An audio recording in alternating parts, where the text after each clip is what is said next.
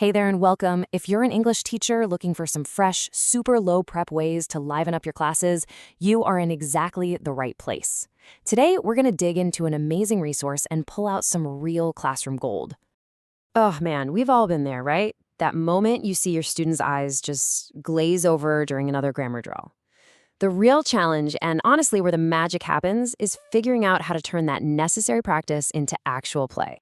And that's where this fantastic guide comes in. We're pulling all our inspiration today from 21 Easy Games for Adult Students by Andrew D. Miles. Seriously, think of this as your new secret weapon for classroom engagement.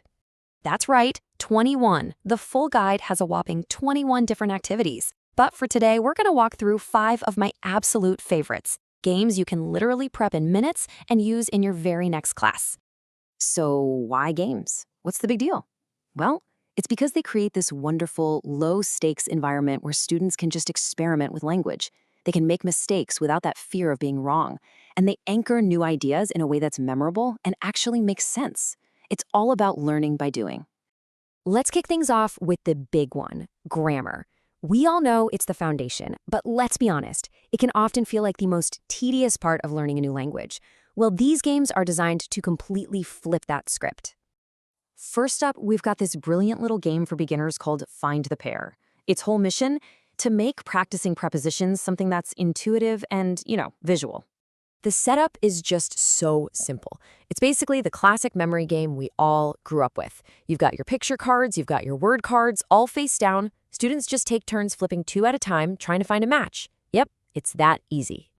And this is what makes the game so powerful.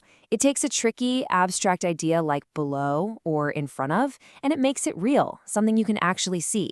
For a beginner, making that visual connection is absolutely crucial.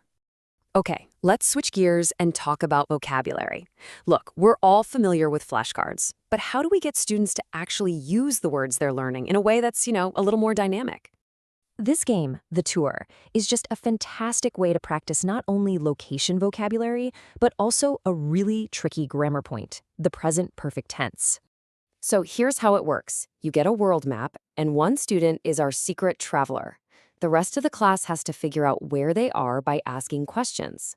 But here is the clever twist. You can't just ask, "Have you been to Canada?" Nope. You have to ask about experiences, like, have you ever danced at the Carnival? Or have you seen Niagara Falls?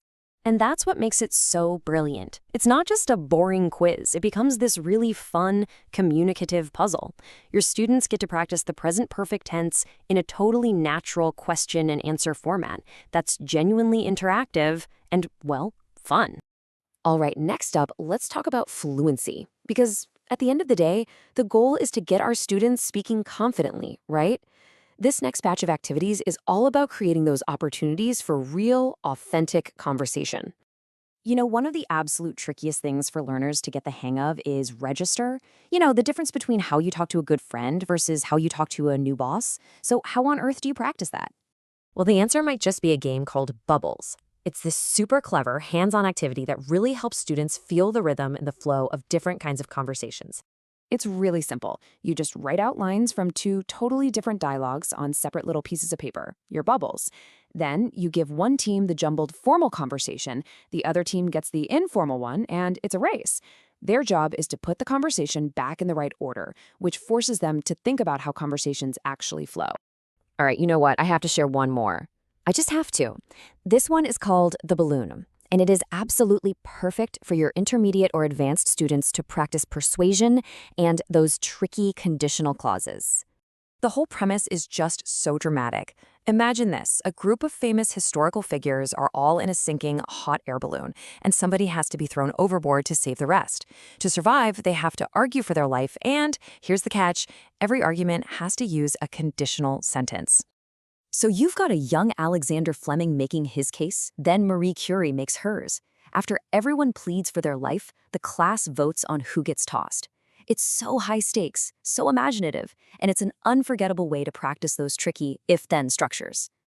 So when you step back and you look at all these games, what do they really have in common? Well, they completely transform the classroom from a place where students just sit and listen to a playground for active learning. The key takeaways here are really simple, but so powerful. Turn your drills into puzzles. Use a little friendly competition to get everyone motivated. Create stories and context. Because at the end of the day, when learning feels like playing, the language just sticks. And that just about wraps up our quick tour of these brilliant games.